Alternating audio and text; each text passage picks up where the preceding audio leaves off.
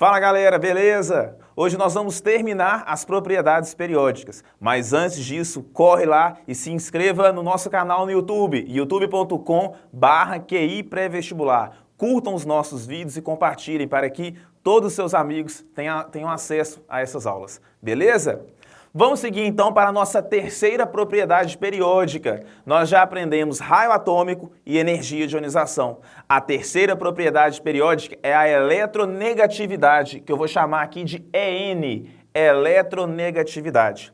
A eletronegatividade é a atração que o núcleo de um átomo, que o núcleo positivo de um átomo, vai exercer sobre os elétrons negativos de outro átomo, enquanto esses átomos estiverem ligados. Destaquem aí no caderno de vocês, nós só vamos falar em eletronegatividade para um determinado átomo se ele estiver ligado a outro átomo. Átomos que são isolados, que não estão fazendo ligações químicas, eles não possuem eletronegatividade. Se eu tiver um átomo de flúor sozinho, isolado, ele não tem eletronegatividade. A mesma coisa para o hidrogênio. E aí talvez você esteja pensando o seguinte, e os gases nobres que não tendem a fazer ligações químicas? A gente então não determina a eletronegatividade. Tudo bem? Então, a eletronegatividade é a atração que o núcleo de um átomo vai exercer sobre os elétrons de outro átomo, enquanto esses átomos estiverem ligados, tá? Então, precisa estar fazendo ligações químicas. E aí, existe uma escala, que é a escala de eletronegatividade. Essa escala tem um valor máximo igual a 4. E o mais eletronegativo, aquele que tem uma eletronegatividade igual a 4, é o flúor, tá? Você não precisa decorar os valores, tá, da eletronegatividade, não. Você precisa saber essa escala que eu anotei aqui para vocês. Flúor, oxigênio, nitrogênio, cloro, bromo, iodo, enxofre, carbono, fósforo, hidrogênio e depois os metais, tá? Essa aqui é uma escala mais simplificada, mas ela já vai te ajudar a resolver aí os exercícios. Lembrando que a eletronegatividade nessa escala aqui, ela cresce para a esquerda, cresce em direção ao flúor, né? O flúor é o elemento mais eletronegativo de toda a tabela periódica. Não tem nenhum outro elemento mais eletronegativo que o átomo de flúor. Tranquilo? E aí tem um macete, né? Uma frasezinha clássica que eu vou repetir aqui e vai facilitar na sua memorização. Fui ontem no clube, briguei e saí carregado para o hospital. Metais, né? Aí acrescenta os metais no final, hein? De novo. Fui ontem no clube, briguei e saí carregado para o hospital. Metais. E lembrar que ela cresce para a esquerda. O flúor é o elemento mais eletronegativo de toda a tabela periódica. E se por um acaso na questão ele te perguntar quem que é mais eletronegativo, se é um átomo X ou um átomo Y, você sempre vai olhar primeiro nessa escala de eletronegatividade. Entretanto, se X e Y não foram representados nessa escala de eletronegatividade, aí você vai comparar o raio atômico de X e de Y. Mas qual é a relação de raio atômico com a eletronegatividade?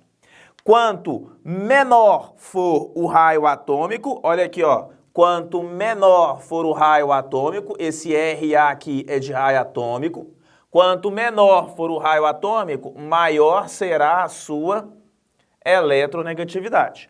Quanto menor o raio atômico, maior é a eletronegatividade. E nós aprendemos que o raio atômico numa tabela periódica, se você imaginar a tabela aqui, o raio atômico cresce para a esquerda num período e ele cresce para baixo.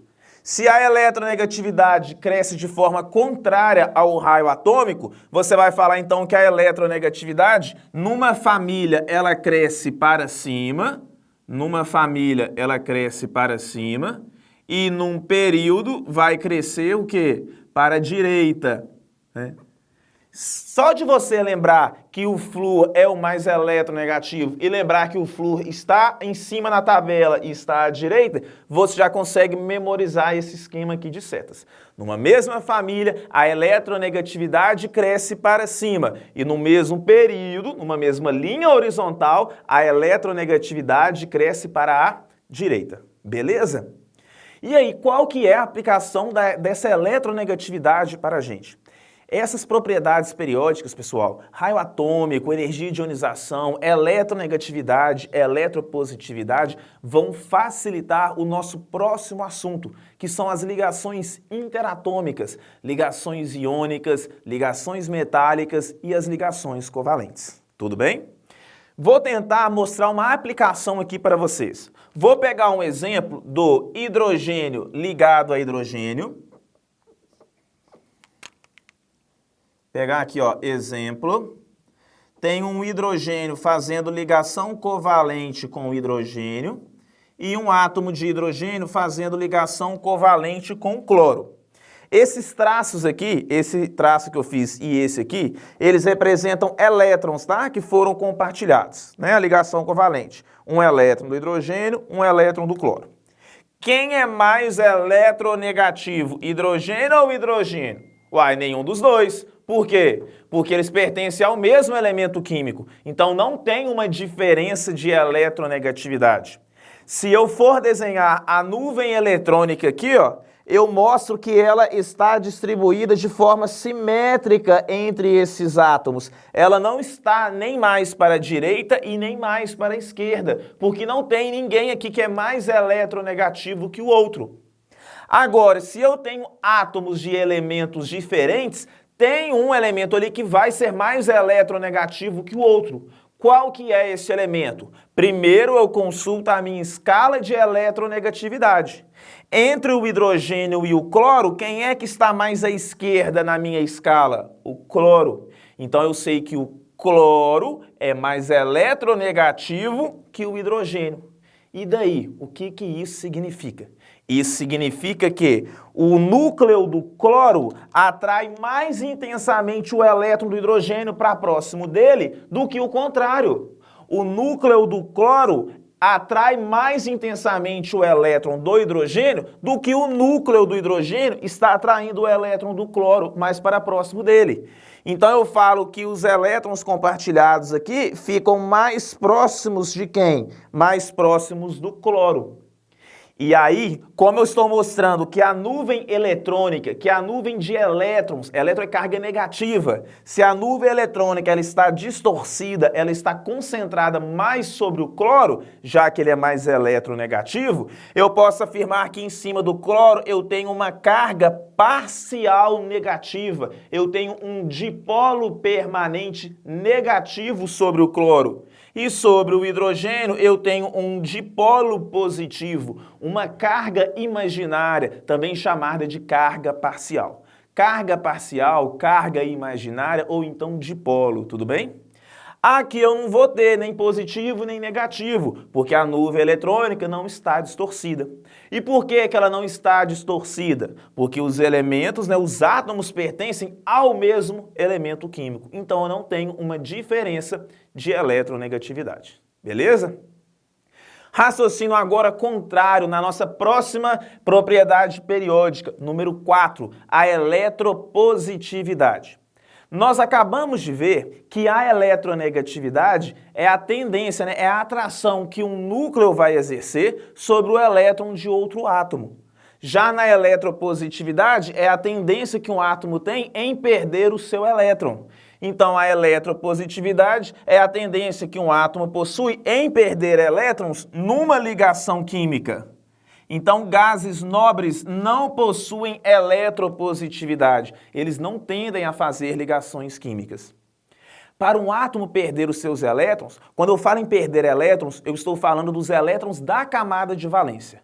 Se eu sou o núcleo e se a minha camada de valência está muito distante de mim, é mais fácil de eu conseguir perder esses elétrons. Então, eu falo que eu sou muito o quê? Eletropositivo.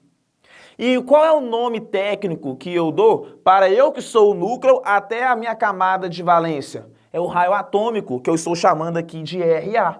A relação de raio atômico com a eletropositividade é: quanto maior for o raio atômico, maior será a sua eletropositividade. É mais fácil para um átomo perder elétrons quando ele tem um raio atômico muito grande. Então, o crescimento da eletropositividade é igual do raio atômico. Num período cresce para a esquerda e numa família vai crescer o quê? Para baixo. Cresce de forma contrária à eletronegatividade. Lembrando que nos dois, gases nobres não são levados em conta. Gases nobres não tendem a fazer ligações químicas. Nós só falamos em eletronegatividade, em eletropositividade, quando eu tenho átomos que estão ligados a outros átomos. Pode ser do mesmo elemento químico ou então de elementos diferentes. Não tem problema não. Igual aqui, ó. Aqui eu só falei para vocês que a diferença de eletronegatividade vai ser igual a zero. E aí a nuvem eletrônica não está distorcida. Mas esse hidrogênio aqui, ele tem sim uma eletronegatividade. Ele está ligado a outro átomo, mesmo que seja do mesmo elemento químico. Beleza? E só para finalizar, alguns livros vão falar que a eletronegatividade pode ser chamada, ela mede o caráter ametálico, tá? O caráter ametálico. Por quê? Porque os mais eletronegativos são ametais, olha lá, o flúor, o oxigênio e o nitrogênio. Então, os ametais são os mais eletronegativos. Então, a eletronegatividade ela está relacionada com o caráter ametálico. E os eletropositivos estão relacionados com o caráter metálico, pois os metais possuem raios atômicos maiores, o que justifica a sua elevada facilidade em perder elétrons para outro átomo. Beleza? Vamos agora para a nossa quinta propriedade periódica. Quinta propriedade periódica, a afinidade eletrônica ou eletroafinidade, que eu estou chamando aqui de AE, afinidade eletrônica. Quando você tem um átomo isolado no estado gasoso e ele recebe elétron, ele vai se transformar em um ânion. E aí, geralmente, o seu sistema vai liberar energia. O seu átomo, ele libera uma energia. Então, a afinidade eletrônica é uma energia liberada quando um átomo isolado no estado gasoso recebe elétron. Qual é a interpretação dessa energia que é liberada? Eu posso interpretá-la da seguinte forma. Essa energia ela está medindo a atração que o núcleo vai exercer sobre esse elétron que acabou de chegar lá na camada de valência. E aí é o seguinte, quanto mais intensamente o seu núcleo positivo estiver atraindo esse elétron que acabou de chegar no átomo, maior vai ser a energia liberada. E quando que o núcleo positivo vai atrair intensamente este elétron? Quando ele tem um raio atômico grande ou pequeno? Quando o raio atômico for pequeno. Quanto menor for o raio atômico, mais próximo do núcleo a camada de valência vai estar. E aí, quando esse elétron entrar na camada de valência, ele vai ficar também muito próximo do núcleo. E aí o núcleo atrairá intensamente este elétron e vai liberar grande quantidade de energia. Eu falo então que esse átomo possui uma elevada afinidade eletrônica. Então, quanto menor for o raio atômico, maior é a afinidade eletrônica. Então, numa família, a afinidade eletrônica, ela cresce para cima, de forma contrária ao raio, e num período ela vai crescer para a direita, também de forma contrária ao raio. Menor o raio, maior será a afinidade eletrônica. E aí aqui eu simulei duas equações de afinidade eletrônica para vocês. Eu tenho um átomo X isolado no estado gasoso e um átomo de outro elemento, que eu estou chamando aqui de Y, também isolado no estado gasoso. Cada átomo recebe elétron, vai se transformar em um ânion e aqui cada um liberou uma quantidade de energia.